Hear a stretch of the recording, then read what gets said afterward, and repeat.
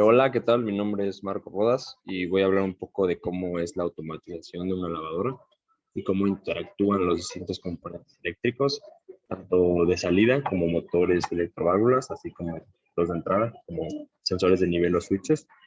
Y bueno, como sabemos, dentro de una lavadora hay sistemas de mando, el cual se encargan como de repartir las órdenes, por ejemplo, así. Dentro de la lavadora, esto puede ser mediante un PLC o si ya nos vemos un poquito más obsoletos con alguna tarjeta de control.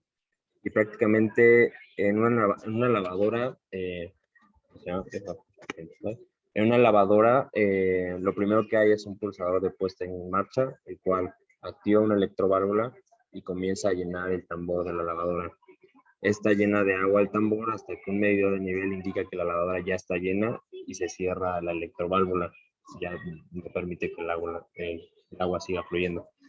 Y así es como se llena de agua la lavadora. Una vez que está llena la lavadora es cuando empieza el proceso de lavado y centrifugado, en donde el PLC le dice al motor que gira a cierto tiempo a tales revoluciones y prácticamente se cumple el ciclo de lavado.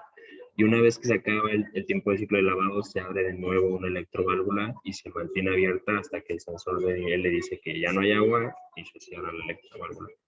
Y prácticamente es como el proceso que sigue en una lavadora y decidí hacer como un pequeño programita para poder ver esto de una manera más visual.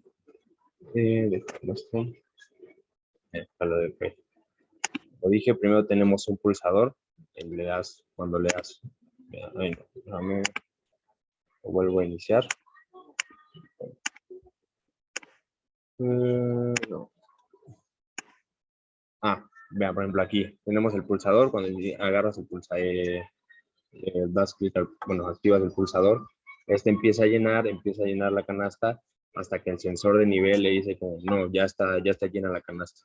Una vez que el sensor de nivel dice, ya está lleno, para el llenado y empieza a correr el tiempo del ciclo de lavado. Ahí es cuando lava, centrifuga y todo lo que quieras.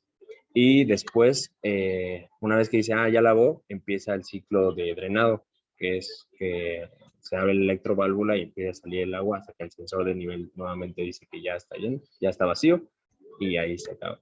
Y bueno, pues prácticamente así funciona la automatización de una lavadora.